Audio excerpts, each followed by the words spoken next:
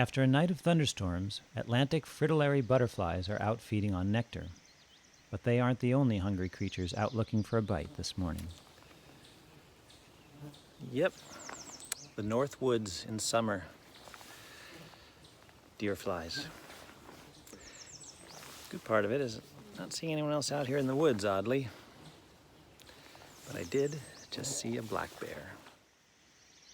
This female with her 2 hidden cubs were digging in the tall grass in a clearing in this mixed hardwood forest.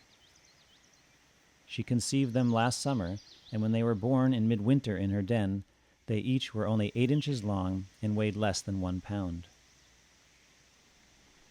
As I walk this dirt track through a remote area, evidence of other resident mammals becomes apparent. This is wolf scat, old enough that nothing much more than hair and bone fragments, most likely from deer, moose, or beaver, remain. Minnesota is the only state in the lower 48 that has always had a viable gray wolf population. Today, the population is estimated to be approximately 2,700 individuals. In this slow-motion video footage, you can see the sheer abundance of deer flies here during the summer months. Warm temperatures and long hours of daylight mean incredible productivity, similar to the luxurious vegetation that is taking over the back stairs up to my apartment in Minneapolis.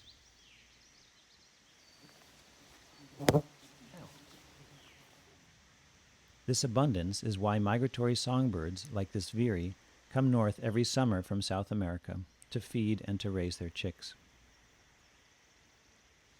From here, I'm going to flash back to about a month ago in the spring. It was a little less buggy then, a nice time to visit a marsh in southwestern Minnesota called Swan Lake.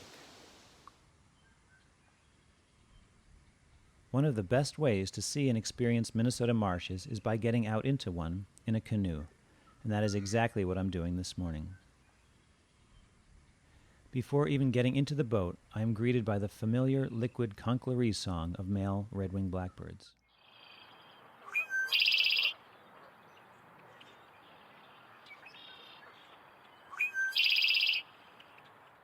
Males arrive several weeks earlier in the spring and stand sentry over their territory, ceaselessly singing and chasing away intruders.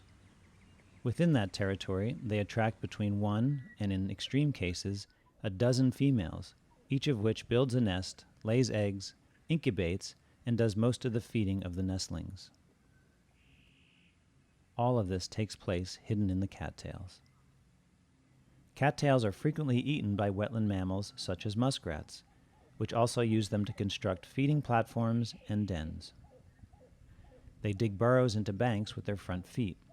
However, in flatland waters, where high banks are not available, they mound up vegetation into a pile and dig a tunnel to the interior. Here you can see some freshly cut stalks, cut down by the muskrat's impressive teeth. Like the muskrat, another aquatic animal with a very interesting shelter is the wood duck, which nests in tree cavities near wetlands. The day after hatching, the ducklings climb to the nest cavity entrance and jump to the ground. The ducklings can swim and find their own food by this time, carefully watched over by their mother.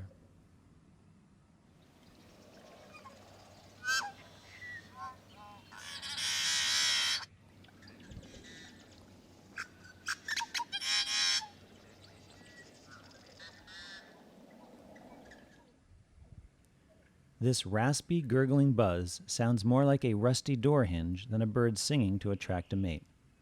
But in fact, it's a male yellow-headed blackbird singing to the smaller and more cryptically marked female.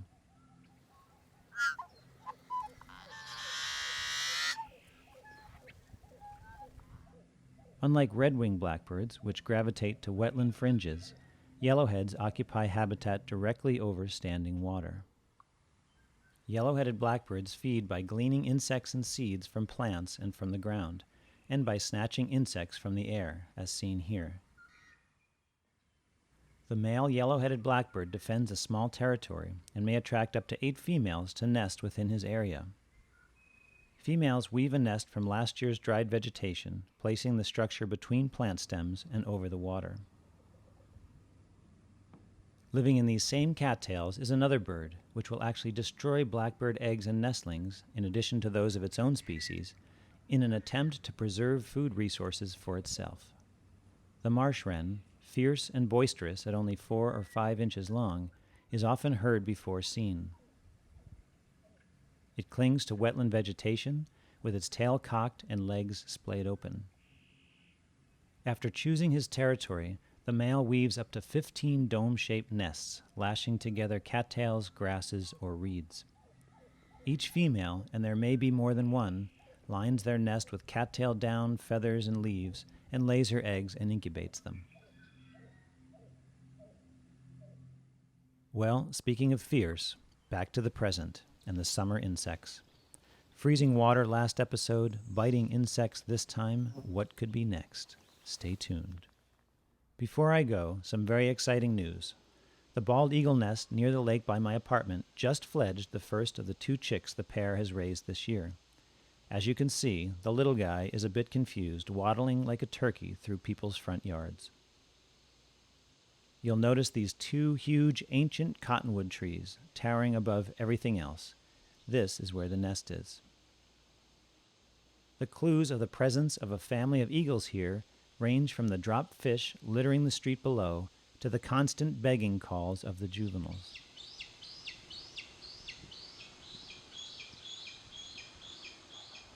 One chick is still up there, and its parents keep coming and going feeding it,